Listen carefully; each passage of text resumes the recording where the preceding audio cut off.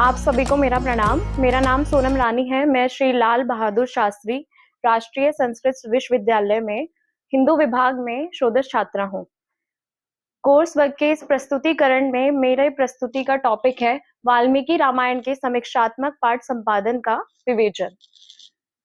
वाल्मीकि रामायण से हम सभी परिचित हैं, क्योंकि यह सिर्फ एक पुस्तक या कोई टेक्स्ट नहीं है, ये हमारी जीवित परंपरा है जो सिर्फ भगवान राम के जीवन का वर्णन नहीं करती, बल्कि हमारे भारत देश के भौगोलिक, राजनीतिक और सामाजिक विरासत को भी दर्शाती है। वाल्मीकि रामायण संस्कृत साहित्य का प्रथम महाकाव्य, जिसको हम आदि काव्य भी कहते हैं।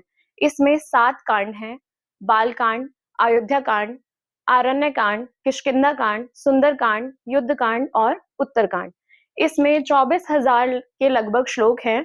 पहले कहा जाता है कि इसमें 18,000 श्लोक थे, लेकिन बाद में कुछ ऐड हुए हैं। जैसे उत्तरकांड को कहते हैं कि वो बाद में ऐड किया गया है, वो इंटरपोलेटेड पार्ट है।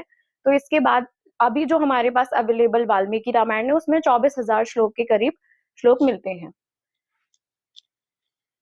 अब हम पहले जानते हैं कि समीक्षात्मक संपादन होता क्या है। अगर हम समीक्षात्मक संपादन को पढ़ रहे हैं, तो हमें ये जानना जरूरी है कि क्रिटिकल एडिशन है क्या। तो क्रिटिकल एडिशन है किसी भी प्राचीन ग्रंथ का वह प्रमाणिक रूप जो विभिन्न मैन्युस्क्रिप्ट्स को तुलनात्मक अध्ययन करने के बाद हम एक ऐसा वर्जन तैयार करते हैं जो मूल ग्रंथ के एकदम निकट होता है। ये प्रमाणिक ग्रंथ इसको हम प्रमाणिक टेक्स्ट भी कह सकते हैं उस मूल ग्रंथ का। इसी को क्रिटिकल एडिशन कहते हैं। मैं आपको इसको एक एग्जाम्पल से समझाती हूँ। जैसे हमने एक पुरानी कहानी ली और उसको 10 अलग अलग गांव में सुना दिया। अब उन क्षेत्रीय प्रभाव के कारण उस कहानी में थोड़े थोड़े बदलाव आते रहेंगे, अब हमें नहीं समझ में आएगा कि असली कहानी है क्या। तो हम क्या करेंगे, उन 10 गांव की 10 कहानी को लेंगे और उसकी तुलना करेंगे। तुलना करने के बाद जो भी हमें एक जैसा सारी कहानियों में दिखेगा, वही हमारा मूल कहानी होगी। इस तरह से हम क्रिटिकल एडिशन को समझ सकते हैं। इसका मूल उद्देश्य है मूल पाठ जो हमारा है, मूल टेक्स्ट जो हम लेते हैं, उसका रीस्टैब्लिशमेंट करना। इसके हम कुछ मेन एग्जाम्पल्स देखते हैं। जैसे भंडारकर ओरिएंटल रिसर्च इंस्टीट्यूट का महाभारत का क्रिटिकल एडिशन किया गया है। दूसरा, बड़ौदा ओरिएंटल इंस्टीट्यूट का रामायण का क्रिटिकल एडिशन किया गया है। तीसरा, संस्कृत के विद्वान रहे श्री रेवा प्रसाद द्विवेदी जी द्वारा कालिदास ग्रंथावली का क्रिटिकल एडिशन किया गया है। अब बात आती है सोचने की कि अगर हमारे पास पहले से ये मूल ग्रंथ अवेलेबल थे, तो हमें जरूरत क्या पड़ गई कि हम क्रिटिकल एडिशन करें इन ग्रंथों का। तो जैसे हम देखते हैं कि हमारे भारत देश में एक गांव से दूसरे गांव में जाएंगे, तुरंत भाषा चेंज हो जाती है, थोड़ा चेंज हमें देखने को मिल जाता है। इन्हीं चेंजेस और विविधता के कारण हमें क्रिटिकल एडिशन की आवश्यकता पड़ी। जैसे लिखने के टाइम पे, हस्तलेखन के टाइम पर कुछ त्रुटियां हो जाती है मात्राओं की, या फिर हमें कुछ शब्दों की गलतियां हो जाती है, तो उन गलतियों को सुधारने के लिए क्रिटिकल एडिशन का उपयोग हुआ। दूसरा, कुछ ऐड जो बाद में हो गए, जैसे हम उत्तरकांड को कहते हैं कि वो बाद में ऐड किया गया, तो ये जो इंटरपोलेटेड अंश थे, इनको सटीक रूप से बताने के लिए भी क्रिटिकल एडिशन का उपयोग किया जाता है। और ये जो विविधता हमें देखने को मिलती है, जैसे हमारी बहुत सारी टीकाएं हैं, बहुत जगह अलग अलग रामायण है। अगर हम दूसरे देशों की रामायण की बात करेंगे, तो वहां पे कहानी कुछ और मिलती है।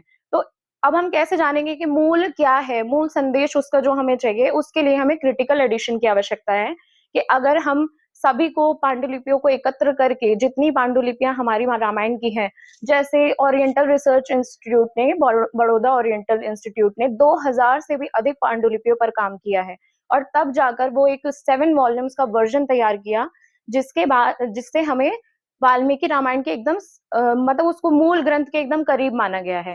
तो इसलिए हमें इसकी आवश्यकता है। तीसरा आते हैं कि इसकी प्रक्रिया क्या रही है। क्रिटिकल एडिशन करने की जो हमारी साइंटिफिक एक प्रोसेस है, वो क्या है। पहला, हम कलेक्शन करते हैं।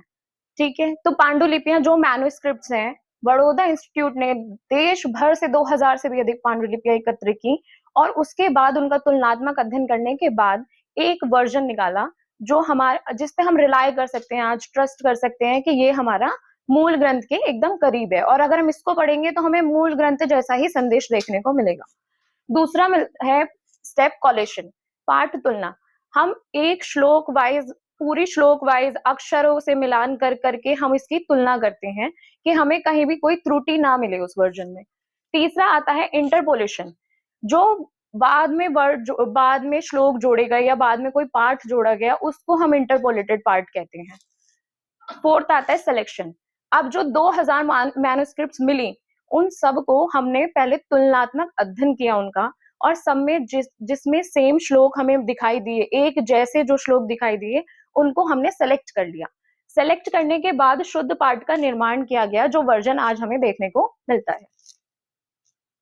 फिर आता है इसमें ये जो पाठ संपादन है, ये दो कैटेगरीज में डिवाइड किया गया। पहला उत्तरी पाठ एंड सेकंड इज दक्षिणी पाठ।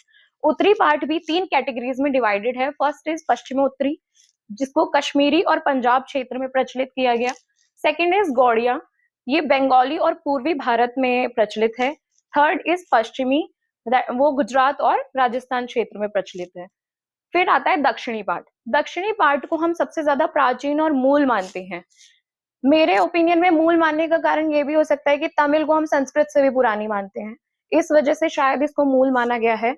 और इसमें तमिल, तेलुगु, मलयालम इन लिपियों की मैन्युस्क्रिप्ट्स देखने को मिलती हैं, जिनका तुलनात्मक अध्ययन करके वर्जन में उपयोग किया गया है।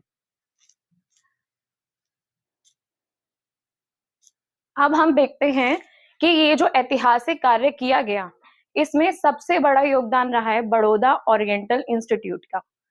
महाराजा सयाजीराव विश्वविद्यालय के तत्वावधान में ये कार्य शुरू किया गया था 1951 में।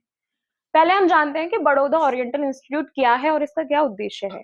बड़ौदा ओरिएंटल इंस्टीट्यूट महाराजा सयाजीराव गायकवाड़ द्वारा स्थापित किया गया था, और इसके स्थापित करने का मेन उद्देश्य था कि जो हमारे ऐतिहासिक ग्रंथ हैं और पांडुलिपियां हैं हमारी प्राचीन, उनका संग्रह, संरक्षण और प्रकाशन किया जाए, ताकि वो विलुप्त ना हो जाए। और ये एक केंद्र है, एक ऐसे अध्ययन का केंद्र है जो हमारी भारतीय संस्कृति, हमारी भारतीय भाषाओं को और हमारी भारतीय परंपराओं को जीवित रखती है। ये 1927 में स्थापित किया गया है। और ये जो वाल्मीकि रामायण का कार्य शुरू हुआ था, ये 1951 से लेकर 1975 तक चला। बड़ौदा ओरिएंटल इंस्टीट्यूट में अभी तक 30,000 से भी अधिक मैन्युस्क्रिप्ट्स पर कार्य करके उनको रिस्टैब्लिश किया जा चुका है। इस महायज्ञ को सफल करने में बहुत से विद्वानों ने, बहुत सारे शोधकर्ताओं ने अपना योगदान दिया है, जिसमें पहले हैं जीएच भट्ट, जिन्होंने जो प्रथम कांड है हमारा बाल कांड, उसका संपादन किया सबसे पहले। फिर यूपी शाह, जिन्होंने इतनी बड़ी परियोजना, इतनी इंपॉर्टेंट परियोजना को पूर्णता प्रदान की। ऐसे अनेक शोधकर्ता रहे हैं, ऐसे अनेक विद्वान रहे हैं, जिन्होंने जितनी भी मैन्युस्क्रिप्ट्स कलेक्ट की गई थी, उनका अध्ययन किया और उनको बारीकी से संपादन किया। फिर हम आते हैं कि इसकी मेथोडोलॉजी क्या रही है इस इंस्टीट्यूट की। तो फर्स्ट इन्होंने वही पांडुलिपियों का कलेक्शन किया, 2000 से भी अधिक जो पांडुलिपियां एकत्रित की गई और अनेक अनेक लिपियों में एकत्रित की, जैसे नेवारी, मैथिली, बंगाली, शारदा ग्रंथ, और ऐसी अनेक दक्षिण की भी लिपियां थी, जिसमें तमिल, तेलुगु, मलयालम, ऐसी अनेक लिपियों को की पांडुलिपियों को एकत्रित करके फिर इसका तुलनात्मक अध्ययन किया गया। और उसके बाद जो श्लोक हमें सटीक दिखाई दिए, उनको उस मेन वर्जन में ऐड किया गया। फिर आते हैं प्रमुख टीकाकार और उनकी भूमिका।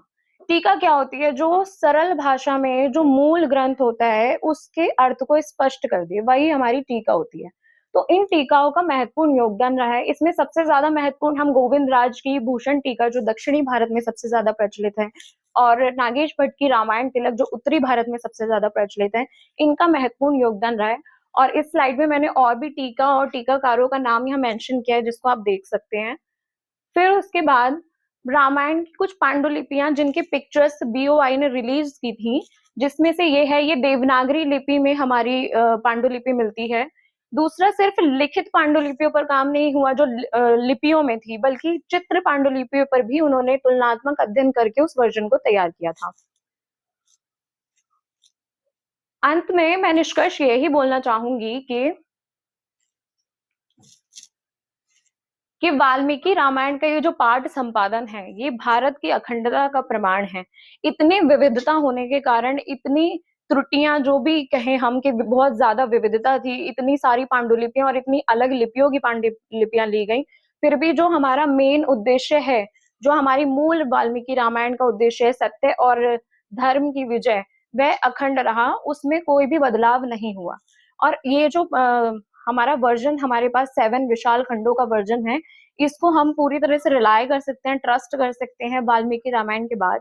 और ये अंत में मैं अपनी वाणी को विराम देती हूँ, यही कहती हूँ कि ये एक सिर्फ साहित्यिक कार्य नहीं है, बल्कि हमारी संस्कृति और सभ्यता को जीवित रखने का, उसको संरक्षित रखने का कार्य है। Thank you.